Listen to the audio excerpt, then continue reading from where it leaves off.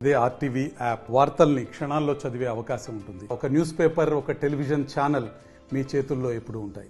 గత 5 రోజులుగా కురుస్తున్న అకాల వర్షాలు రైతులను కన్నీరు పెట్టిస్తుంది. మొత్తంగా చూసుకోవచ్చు, ఓ వైపు వరి ధాన్యం రోడ్డు మీద మొలకలెత్తితే మరోవైపు వందల వేల ఎకరాల్లో సజ్జ పంట మొలకొచ్చిన పరిస్థితి ఉంది.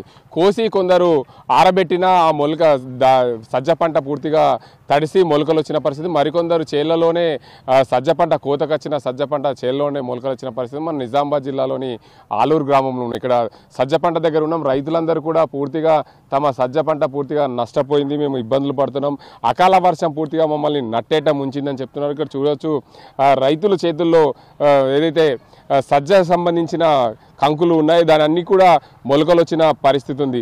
వేల ఎకరాల్లో సజ్జ పంట వేసిన రైతులు మాకు లాభాలు వస్తాయి, దీనివల్ల మేము కొంచెం పెట్టుబడికి అల్కగా ఉంటుందనే ఉద్దేశం మీద రైతాంగం ఏదైతే రబీలో సజ్జ పంట వేస్తుంటారు, సజ్జ పంట వేసిన క్రమంలో అకాల వర్షాలు ముందస్తుగా రావడం దీనికి అంతటికి సంబంధించి రైతాంగాన్ని నష్టపరిచింది. ఇక్కడ రైతులు ఉన్నారు, వారిని అడుగుదాం.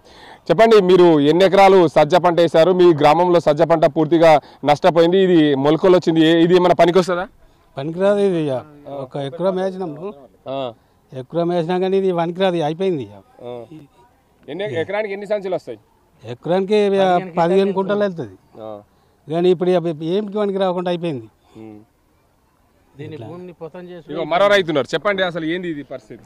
ఇది భూమిని పొతం చేసుడే తిప్పల అని బాపద్దు అయిపోయింది. అకాల వర్షాలు వచ్చి మొత్తానికి మీద సుమారు మా ఊర్లే ఒక 160-170 ఎకరాలు ఉండే, ఒక 60-70-80 ఎకరాలు పూర్తి అయింది. ఇంకో 70-74 ఎకరాలు మొత్తానికి మీద ఇట్లా మొత్తం ఖరాబ్ అయిపోయింది. రైతులు మాత్రము ఇప్పుడు ఏమీ ఉపయోగం లేదు. ఇప్పుడు ఏదన్నా గవర్నమెంట్ మమ్మల్ని ఆదుకుంటేనే ఇదయ్యేటట్టున్నది. ఇప్పుడు ఇది మొత్తం మొలకొచ్చింది, ఇది ఏమిటికి వానికి వచ్చే పరిస్థితి లేదు.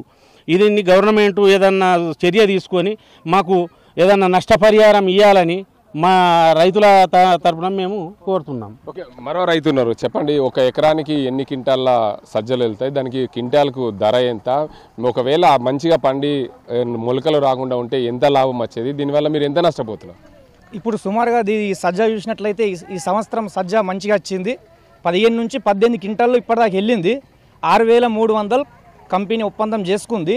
ఈ అకాల వర్షం కారణంగా 5 రోజుల నుంచి వర్షం పడడం వల్ల, ఈ అనుకోకుండా లాక రావడం వల్ల ఒక రైతు ఎకరాన 80 నుంచి 90 వేలు పూర్తిగా నష్టపోయినాం.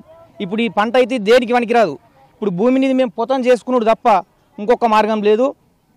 అలాగే ఇప్పుడు మేము సుమారు 1 లక్ష దాకా వస్తాయి అనుకున్నాం, అవి పోయినాయి. ఇప్పుడు 20 నుంచి 30 వేలు, 4 నుంచి 5 సార్లు పంపు కొట్టినాం. దీనికి ఎన్ని ఏళ్ళు అన్నీ చేసినాం, 40 నుంచి 42 డిగ్రీల ఎండల పారిచ్చినాం, పంపులు కొట్టినాం, అయినా మాకు ఎటువంటి నష్టం జరిగింది. అనుకోకుండా అకాల వర్షం కారణంగా తక్షణమే మాకు రాష్ట్ర ప్రభుత్వం ద్వారా రైతులను ఆదుకోవాలని కోరుకుంటున్నాం. మీరు చెప్పండి, మీకు ఆలూరు గ్రామంలో అనేక రైతులు ఇది సజ్జ పంట వేసిన పరిస్థితి ఉంది. సుమారు 150 నుంచి 160 ఎకరాల్లో సజ్జ పంట రైతులు వేశారు. పూర్తిగా అకాల వర్షం సజ్జ పంట చేతికొచ్చిన పంట కూడా కోతకొచ్చే పంట ఏదైతే మొలకలు వచ్చిన పరిస్థితి. చెప్పండి, మీ పేరేం పేరు? నా పేరు గంగారెడ్డి. నేను ఒక అరెకరం వేసినా కానీ ఇప్పుడు ఏ పంట అసలు చేతికి రాలేదు నాకు అసలే. ఇప్పుడు అది వద్దామన్నా కానీ ఇప్పుడు మొలక మొత్తం వచ్చింది, ఇది దానికి కొయ్యరాదు చేయరాదు. ఇప్పుడు ఏం చేయాలో పరిస్థితి నాకు అర్థమైతే లేదు అసలు. ఓకే, మరో రైతు ఉన్నాడు. ప్రధానంగా రైతాంగం పూర్తిగా యాసంగి పంట అంటేనే తమ పంట కూడా భూమి మీద పెట్టి ఆకాశానికి చూస్తారు, ఎప్పుడు అకాల వర్షాలు వస్తాయో దానివల్ల మేము నష్టపోతామని ఇబ్బందులు పడుతున్న పరిస్థితి. ఓవైపు వరి ధాన్యం కూడా తడిసి ముద్దయిన పరిస్థితి, మరోవైపు సజ్జ పంట కూడా పంట చేలలోనే మొలకలు వచ్చిన పరిస్థితి. ఏంది మీ రైతుల పరిస్థితి? నా తోటి రైతులు చెప్పినట్లుగానే మా బాధ అంతా ఇప్పుడు మీ కళ్ళ ముందు ఏర్పడుతుంది ఆల్రెడీ. ఇది బాధ్యత నుంచి ఎంత ఘోరంగా ఉంది రైతుల పరిస్థితి.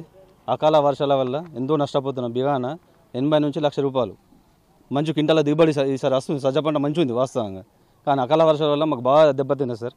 గవర్నమెంట్ మీ ద్వారా, మీ పాత్రికేయుల ద్వారా గవర్నమెంట్ మమ్మల్ని ఆదుకోవాలని కోరుకుంటున్నాం. ఇక్కడ మరో రైతు ఉన్నాడు. ప్రధానంగా సజ్జ పంట అంటేనే తక్కువ సమయంలో ఎక్కువ నీరు తాగి తక్కువ సమయంలో పంట అధికంగా వస్తుంది. దానివల్ల రైతాంగానికి పెట్టుబడికి ఉపయోగపడే విధంగా ఉంటుంది. అందుకే రైతాంగం పూర్తిగా యాసంగిలో సజ్జ పంట వేసేందుకు మొగ్గు చూపుతుంటారు. మీరు సజ్జ పంట వేశారు, ఏంది పరిస్థితి మీది? వాస్తవంగా ఈ సజ్జ పంట అనేది హోల్ ఇండియాలో ఓన్లీ ఆర్మూర్ డివిజన్ ప్రాంతంలో పండే పంట. ఎలాగైతే ఆర్మూర్ ప్రాంత రైతులు ఎర్రజొన్న సాగు చేస్తారో ఇది కూడా సజ్జ అనేది నార్త్ ఇండియాకు సప్లై పశుగ్రాసం కిందికి వెళ్తుంది కాబట్టి ఇక్కడ అనుకూలమైన వాతావరణం ఉండడం వల్ల మన నిజామాబాద్ జిల్లాలోని ఆర్మూర్ డివిజన్ రైతులు పండించే ఏకైక పంట ఇది స్పెషల్గా వేసవి పంట. మేము పసుపు తీసిన తర్వాత వేసే పంట సజ్జ పంట. దీంతో రైతులు పసుపు తీసిన తర్వాత సాగు చేసే సజ్జ పంట ఎంతో లాభదాయకంగా ఉంటుందని ఎంతో శ్రద్ధ తీసుకొని సాగు చేస్తుంటున్నాం. గత 30-40 సంవత్సరాల నుంచి ఈ పంట సాగవుతుంది. మేము వ్యవసాయం చేస్తున్నాం 25 సంవత్సరాల నుంచి. ఎన్నడూ ఇంత తీవ్ర నష్టం చూడలేదు మా కళ్ళారా. అంటే స్వయంగా తోటలోనే కోతకు కోయక ముందే పంట నష్టం జరగడం అనేది ఇది చాలా మా దురదృష్టకరం. వాస్తవానికి ఇప్పుడు వడ్లను చూసుకుంటే కోసిన తర్వాత కాంటాల పరంగా కుప్పల పరంగా వర్షాలు పడి నానిపోవడం అది ఒక బాధ, అది వేరా.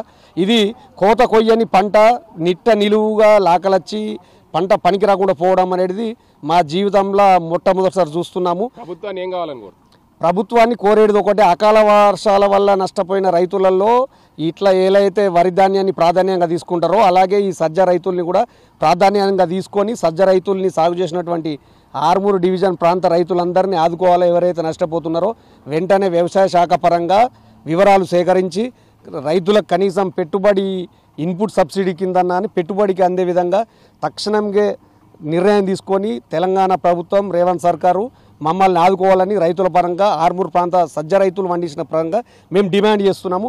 ఒకవేళ రైతుల పరంగా నిర్లక్ష్యం వహిస్తే రైతులు రోడ్ల మీదకి వచ్చి ధర్నా చేసే అవకాశం ఉంది. ఎందుకంటే మేము గతంలో ఎన్నడూ చూడని విధంగా ఈ తీవ్రంగా నష్టపోయినాము.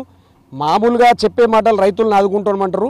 ఇది స్వయంగా ప్రత్యక్షంగా ఖరాబ్ అయింది కాబట్టి, అంటే చెడిపోయింది కాబట్టి పంట ఆదుకుంటే నిజంగా రైతులను ఆదుకునే ప్రభుత్వాన్ని మేము స్వయంగా స్వీకరిస్తాము.